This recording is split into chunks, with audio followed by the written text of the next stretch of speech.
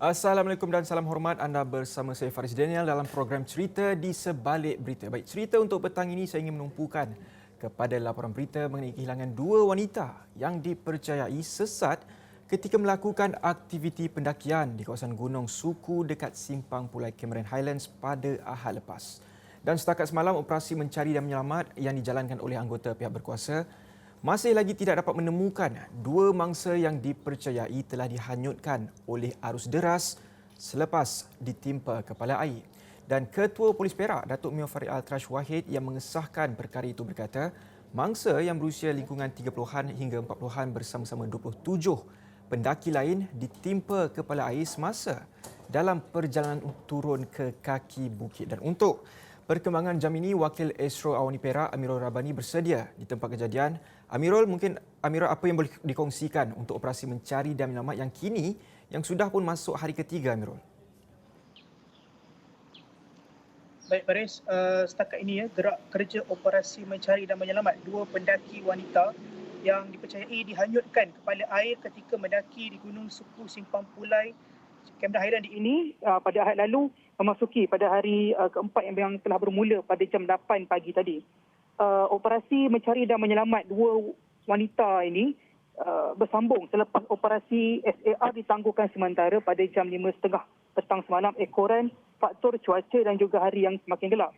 Jurucakap Jabatan Bomba dan Penyelamat Perak memaklumkan bahawa pasukan mencari dan menyelamat SAR pada hari ini disertai lebih daripada 50 orang pasukan. Yang mana ianya dibahagi kepada dua kumpulan, yang mana kumpulan pertama ditugaskan membuat operasi pencarian ke kawasan laluan air melalui terowong laluan air yang melepasi jalan raya utama. Ianya turut dibantu oleh unit anjing pengesan K9. Selain itu juga kerja-kerja SAR hari ini juga turut mendapat bantuan jentera pengorek kaut ataupun backhoe daripada syarikat konsesi Belati Wangsa yang ditugaskan untuk menggali tanah dan serpihan kayu yang menutupi terowong laluan air tersebut, itu Faris. Dan bagi kumpulan kedua pula, ianya ditugaskan untuk menjalankan kerja-kerja operasi SAR di laluan kepala air yang mana ianya bermula dari bawah dan ke atas. Difahamkan ianya sejauh kira-kira 1 kilometer dengan memberi fokus kepada kawasan longgokan Batang Buluh dan Kayu Kayan. Namun Faris, setakat jam 5 petang ini tidak ada sebarang perkembangan terkini berkenaan SAR dua pendaki wanita berkenaan. Namun bagaimanapun, saya akan mengikuti rapat Ketua Komandan Pasukan Keselamatan untuk mendapatkan maklumat lanjut dan insyaAllah saya akan maklumkan dan laporkan dalam makluman yang selepas ini. Faris. Dan juga Amirul dah berada di tempat kejadian sejak beberapa hari lepas. Apa agaknya mungkin Amirul sendiri lihat, apa agaknya kesukaran ataupun cabaran bagi operasi SAR tersebut? Adakah kejadian kepala air itu masih lagi berterusan sehingga hari ini?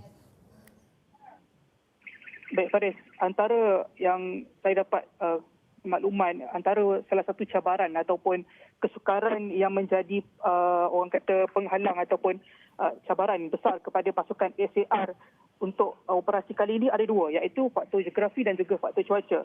Faktor geografi ini sudah tentu kita tahu bahawa Gunung Suku ini adalah kawasan yang sangat mencabar dan selain itu ianya terdiri daripada kawasan yang berbukit dan berbatu licin.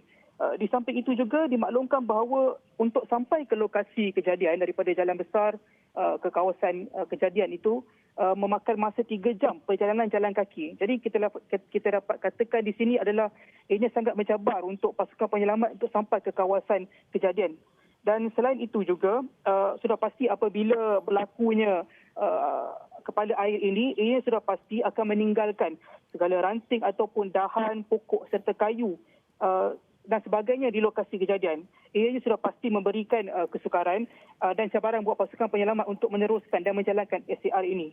Dan pada masa yang sama Faris, faktor cuaca sangat memainkan peranan penting dan juga menurut pasukan penyelamat yang ditemui juga mereka mengatakan ianya antara cabaran besar bagi mereka faktor cuaca.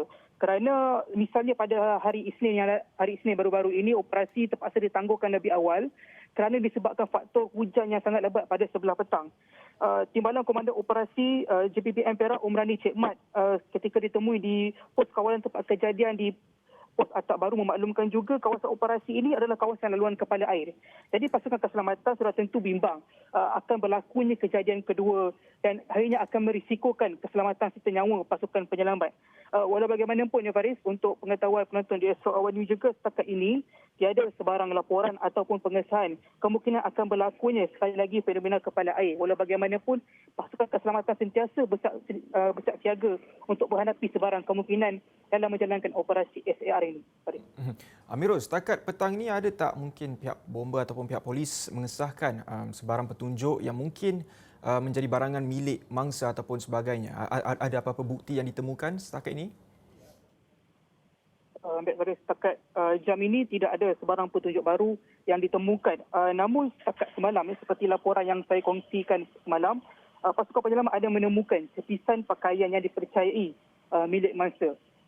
Dilaporkan dan difahamkan ianya ditemukan pada tengah hari semalam ketika operasi SR dijalankan.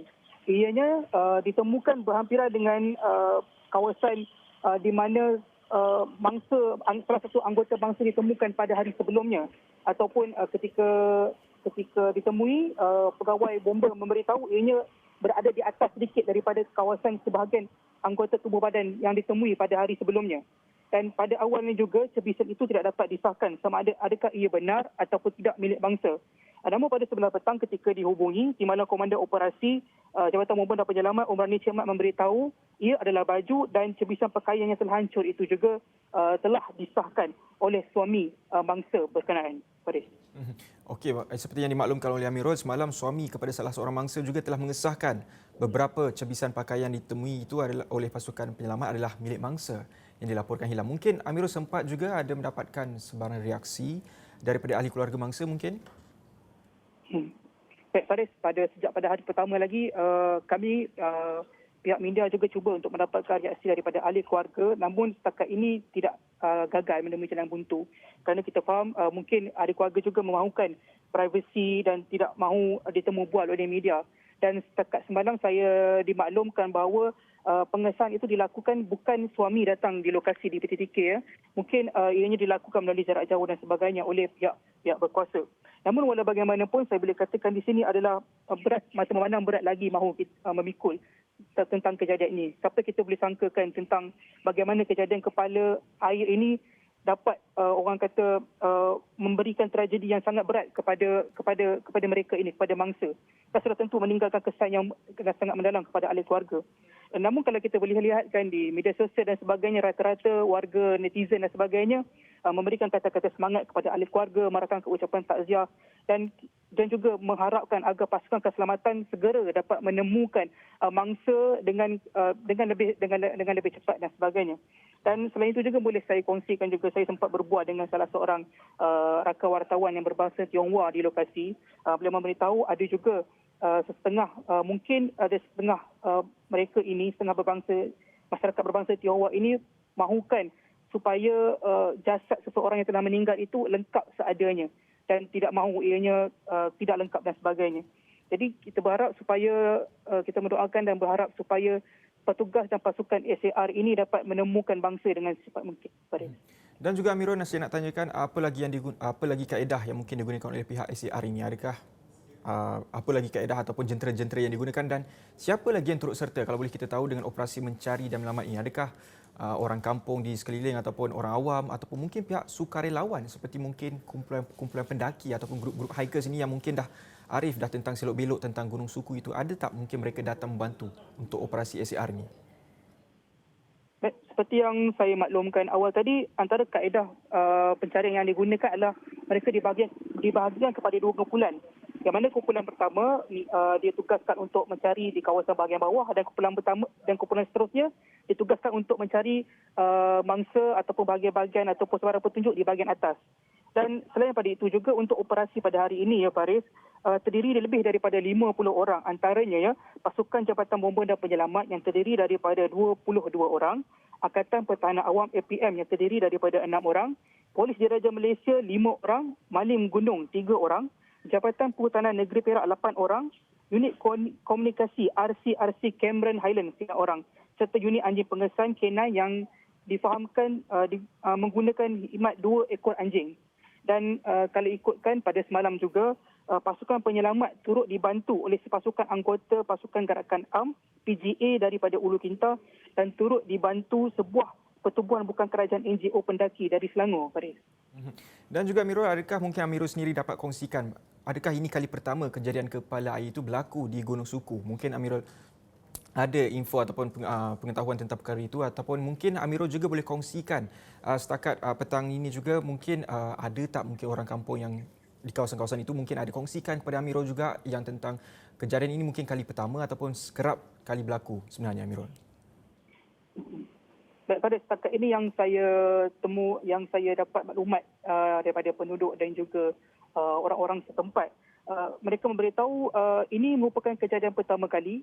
Mungkin benar ataupun tidak dapat disahkan, tapi dikatakan oleh penduduk asal di situ, penduduk yang berada di situ, mereka memberitahu ia adalah kejadian pertama kali sebab tak pernah dengar pun kejadian kepala air yang sebegitu dahsyat berlaku di Gunung Suku ni, Faris. Lagipun hasil carian dan juga temu bual saya dengan masyarakat tempatan, mereka memberitahu Gunung Suku ini juga merupakan antara kawasan yang sering menjadi tumpuan bagi para hikers, para orang-orang yang meminati sukan-sukan outdoor seperti jungle trekking dan sebagainya. Jadi kejadian-kejadian sebegini orang kata sedikit sebanyak amat membimbangkan kepada mereka juga. Selain itu juga, Faris, saya dapat kongsikan juga, mungkin ada yang bertanyakan adakah laluan di Jalan Simpang Pulai Cameron Highland ini akan ditutup susulan kejadian sebegini. Setakat ini saya boleh katakan laluan itu tidak ditutup. Laluan utama di Jalan Simpang Pulai Cameron Highland tidak ditutup sebab kejadian kepala air ini berlaku sangat jauh daripada jalan utama. Dan hanya aktiviti pendakian yang dihentikan buat sementara waktu bagi menjalankan operasi SAR itu juga mungkin yang dikongsikan oleh Amirul sebelum ini dalam artikel-artikel yang dikongsikan di Astro Awani. Itu dia Wakil Astro Awani Perak Amirul Rabbani yang berkongsikan perkembangan 2 pendaki hilang yang dipercayai hilang kerana akibat arus deras daripada tragedi kepala air yang berlaku pada Ahad lepas. Saya kira itu sahaja untuk segmen pertama jam ini. Kita berehat seketika, kembali selepas ini.